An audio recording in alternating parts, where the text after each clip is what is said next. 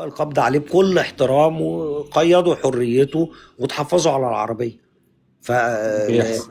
فالأخطاء يا جماعة مش إن بلدنا وحشة، لا، الأشخاص نفسهم. الشارع بيبقى نظيف، مين اللي آسف بيرمي فيه الزبالة؟ إحنا اللي بنوسخ الشارع. لكن بلدنا انضف بلد، انا اشهد. رحت كذا دولة، انا بلدي انضف بلد.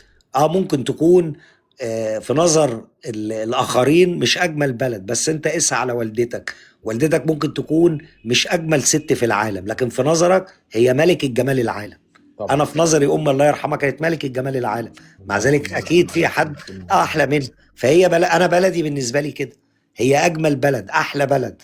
روحوا اي دولة وادخلوا كده مطعم وامسكوا بطنكم، مفيش حد هيعبركم. تعالوا هنا في مصر في اي مطعم شعبي 5 نجوم وقولوا بس بطني وجعاني، هتلاقوا الترابيزات كلها قامت عليكم واللي اتصل بالاسعاف. احنا انضف واشرف بلد الحمد لله.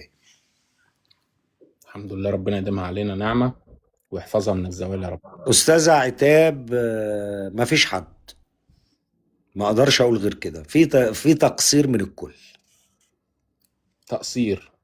اه، في خيانات وتقصير، ولكن طب الخيانات اكتر. طب ما تكشف لنا حاجة اكسكلوسيف كده ما مستشار هو محمد.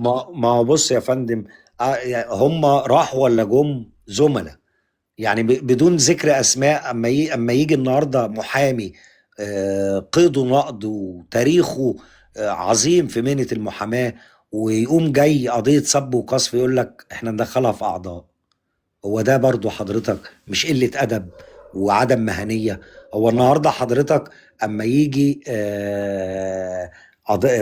قضيه تكون تم حجزها للحكم وتبتدي تتفتح تاني لتصحيح وضع، هو ده مش عدم مهنية؟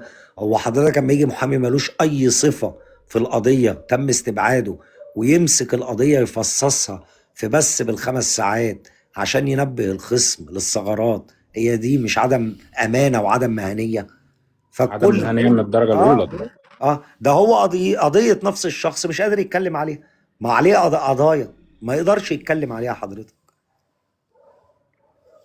حضرتك تقصد البازا فندي صح؟ والله الباز وغير الباز ناس مم. كتيرة يا فندم، ناس كتيرة بجد.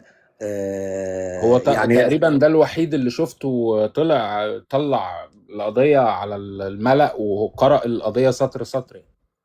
والله بص يا استاذ احمد، هو ان كان هنيجي نقول اللي ظلم مروه مش المجني عليهم، لا، ده اللي هم بيقولوا احنا مع مروه ظلموها اكتر من الناس اللي ضد مروه. يعني انا بعترف من عندك، انا كنت في الجانب اللي فيه مستنقع في اول القضيه.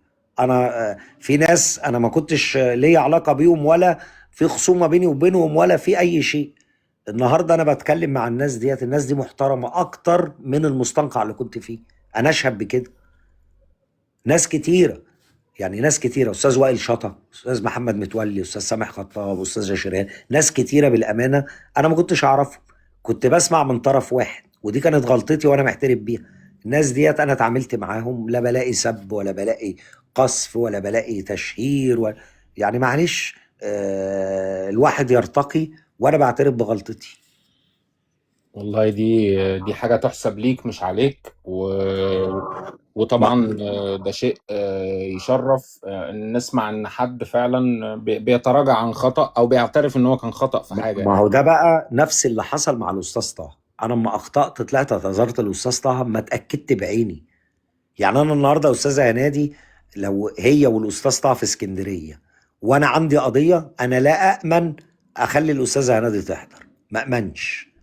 طب الاستاذ هي طه ليه برضو، ما سؤال برضه يا مستشار قبل ما ننهي الحلقة، ليه برضو طب المستشارة دي عملت كده؟ ما هو انا مش عارف، يعني بص يا فندم، اللغز انا مش فاهمه. انا مش فاهمه ايه هو الهدف شيء اللي هي محير جدا يعني. هي ليه اللي بعد ما هي كانت هي في صف البنت فجأة تحولت إلى إيه؟ يعني أقول إيه الشخص الوحيد اللي بيدمر كل حاجة في يعني، أو يمكن اترمى عليها العبء ده، يعني اتقال طب عنها تيجي هي. نبدل الكراسي يا استاذ احمد. اتفضل. انا اسالك، يعني هقول لك جمل كده وجاوبني انت، تمام. يعني ترد عليا بايه؟ ان محامي او محاميه يمنع سواء بقى ام بجد ولا ام مش بجد، الورق الرسمي بيقول ان الحاجه زينب ام مروه، مظبوط. يترفض. تبرر لي بايه حضرتك ان في محامي راح يتقدم بطلب ان المتهمه تعمل توكيل ليه بعد ما تقول تظهر الاستاذه هنادي، وانا ما شفتش ان هي قالت لها لا، ولكن البنت تراجعت. لكن الموقف اللي حصل ان هي تفضل تشد في ايدي عايزه تخرجني من ديوان اسم شرطه المنتزه اول باستماته. ايه الهدف يا استاذه هنادي؟ ايه الهدف؟ ايه الهدف حضرتك؟ ان كم المعلومات ان كنت بتوصلي لي ان الوردة ب10 دولار، وان الاستاذ طه فاتح البثوث ملوش علاقة بالقضية وانا اللي بحضر، وهو بيلم فلوس. طب بيلم فلوس ازاي؟ ادخل على صفحته، طب ابعتي لي يا استاذة الصفحة، تبعت لي. طب ايه اللي بيترمي؟ ده اللي بيترمي دون الوردة ب10 دولار، احسب الاقي مبلغ، وبعد كده الاقي ان الورده مش عارف بربع جنيه ولا نص جنيه. ايه الهدف حضرتك؟ ان النهارده اما اكون متواجد معاها ومفهماني ان مفيش اتصال بينها وبين هاني عوض، الاقي التليفون بيرن وتقول لي ده اصل احنا اتصالحنا امبارح. ايه الهدف؟ ايه الهدف من كل ده؟ هي يعني حضرتك بقى احنا بدلنا الكراسي، جاوب لي. ده شيء بيعمل علامات استفهام كتير مش مفهومة، يعني تسلم ايدك اف بي اي، مش مفهومة بالمرة. يعني عشان كده احنا كنا بنحاول الاستيضاح من حضرتك. والله انا زي حضرتك يعني عندي استغراب. حتى وهي بتكلم الاستاذ طه من تليفوني غيرت الكلام. يعني كلامها انا لسه هقعد مع الاستاذ طه، ودي زميلتنا، ودي ما ينفعش نجيب سيرتها على اساس ان الاستاذ طه بيجيب سيرتها. فهي مهم. راحت قالت لي طب ادهوني، وفتح الراجل السبيكر للشفافيه، لقيت الكلام اتغير. انا ما قدرتش بقى اتكلم معاه، خلاص الموضوع خلص عشان ما ازودش. مكالمه قعدت بالظبط ساعه و43 دقيقه. طب يعني منين بيودي على فين؟ واستماتة ان لازم الاستاذ طه يحضر الجلسه، وكان رده سبحان الله نفس رد اللي قلته لها، ان انا ما ينفعش يتحط اسم في محضر جلسه في اخوان. وما كنتش بقصد في الوقت ده هاني، ما كنتش اعرف ان هو اخوان، مهم. كنت اقصد 2 تانيين، البازا فندي ومهران. طيب، بما ان مشكلة مروة تعتبر او قضية مروة تعتبر انتهت، هل في الفترة اللي جاية هنسمع عن قضية جديدة تشغل الرأي العام من اخو مروة او من اهل مروة؟ ان شاء الله في اجراءات احنا شغالين فيها وهنفصح عنها ان شاء الله بعد العيد. هل هتنظم هيئة دفاع زي قضية مروة، لا ولا هتكون لا يا منفردة؟ فندم، انا ماشي بمبدأ ان القضية اللي تيجي مكتبي يا اما يكون مكتبي بس اللي شغال فيها، او ان لو الموكل شايف ان محامي تاني افضل مني ياخد القضية. يعني مش هيكون في لجنة دفاع، هيئة دفاع قصدي. لا يا فندم، هو مفيش غير مكتبي حاليا هو اللي متولي بعض الاجراءات من والدة مروة الحاجة زينب، ومن محمد يسري شقيقها. تمام. وطبعا عشان خاطر الإجراءات وعشان خاطر شغلكم احنا ما ينفعش نسأل طبعا مين الأشخاص اللي هتختصمهم، أو مش حابين إن احنا نفصح عنهم لحد ما حضرتك تفصح بنفسك. تمام يا فندم. استاذه نوال، انا ضللت فين اذا كان محمد بيطلع معايا وبقول اني معايا وكاله منه؟ يبقى فين ضللت؟ يعني ده الراجل هي طلع من معايا بداية مرتين تلاتة. من بداية الحلقة هي أستاذة نوال هجومية على حضرتك، أنا واخد ما انا بالي منها عارف، برضه. هي مفيش مشكله.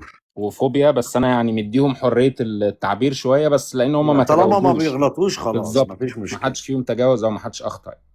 مش محمد اللي اتفضل. يبقى ديك كده انا عرفتك انت يا هاله عصام، منوره يا هاله. على مساء فكره الخير. يا هاله، في توكيل اتعمل لي عشان اشتكيكي. اتفضلي يا سلم فندم. أستاذ عفاف. بشر جديدة محمد، ازي منورة. حضرتك؟ اهلا وسهلا يا فندم، اتفضل. ابو العربي. منورة يا حلقة ستي. جميلة وحوار محترم وهادي وهادف. بس انا طالعة عشان الجنب الاخراني ده، ابو العربي ما خلاش حاجة بصراحة، ما حدش سألها ولا ليلى. بس انا الجنب بتاع ام مروة واخوها ده يمكن انا متعاطفة معاه او شاغلني شوية، فانا ماليش دعوة بالقضية لان القضية كلها ترند، والقضية كلها فيها خلفيات ملهاش اي 30 لازمة مع احترامي للجميع. ووصلت لمصايب. يعني هي كانت في الاول حاجة تافهة وحاجة من غير هدف، هدفها كان فلوس وهدفها كان تافه جدا. وبعد كده كبرت لغاية ما بقت مصايب وفي ناس مش هتقدر تلمها. يعني في صحيح. اشخاص دخلت فيها هي خلاص خرجت من الكنترول، مش هتعرف تلمها تاني. بس الجنب التاني الحقيقي بقى بتاع البني ادمين، الناس اللي ربت وخلفت، لان كلنا متاكدين ان البنت مش بنت مبارك، وانها عندها ام لا، واب وانا واخوات. باكد لحضرتك ان مروه بنت يسري عبد الحميد رحمه الله عليه، والام هي زينب، والشقيق محمد يسري. وانا ما حدش واي يصدق حد اي يقول حاجه. غير كده، واحنا تقدمنا بعده بلاغات عشان نقفل القصه دي نهائي. انا بقى حابه اعرف من حضرتك الناس دي خدت اجراءات ايه؟ ما هو مش هينفع نقولها غير اما تخلص يا فندم. يعني انا لو انا لان عايزه مثلا ارفع عند حضرتك قضيه سب، مش شرط اقول لمين، بس المفروض اقول ان انا عندي مثلا عامله قضيه سب، ما هو عامله قضيه حضرتك اللي تحرش. هتقولي، مش انا ما عنديش تصريح من الموكل ان اتكلم في الاجراءات دي، ولكن الاجراءات اللي هتتعمل هترد حقوق ناس كتيره. بالنسبه للناس اللي هي الحقيقيه، الام والاخ، لان الاب متوفي، بالظبط. الله يرحمه. هي ملهاش غير اخ واحد. لا، هي ليها محمد من ده شقيق، وفي بنتين، وعادل من الام. وهي ليه ما وصلتش بعد ما وصلت للنيابه والموضوع كبر؟ ليه ما قالتش موضوع انها بنت الرئيس؟ يعني ليه ما رفعتش محضر قضيه بده؟ والله هي كاتبه في القضيه ان هي بنت مبارك، ولكن اهلها يعني الست زينب ربنا يشفيها ما بتقدرش تتحرك. محمد كان خارج مصر، وهم دول اللي لهم كانوا صفه. كنت متبرع ان اخد الحاجه زينب اوديها لحد اسكندريه، ولكن الاستاذه هنادي رفضت تعمل طلب الزياره. مين ولكن الاستاذه هنادي يا مستشار محمد؟ دي محامية كانت موكلة عن طريق الأستاذ طه، وبعد كده خلعت الأستاذ طه وجمعت هيئة دفاع مع نفسها. يعني ايه كم الثقة اللي كل الناس كلمتها موحدة ما شاء الله، وهي ليها اليد العليا، وهي اللي بتقرر مين يزورها ومين ما يزورهاش؟ يعني انا مش شايفه لها موقع من العرب بصراحة، مش شايفه، يعني مش لا، شايفه تواجد فيه. حضرتك أؤكد لك إن الفترة الجاية هتعرفي إن شاء الله الحقوق كلها هترجع لأصحابها، بما فيهم الأستاذة هنيدي. نورتنا، وكانت حلقة ربنا ممتعة يعزك يا فندم.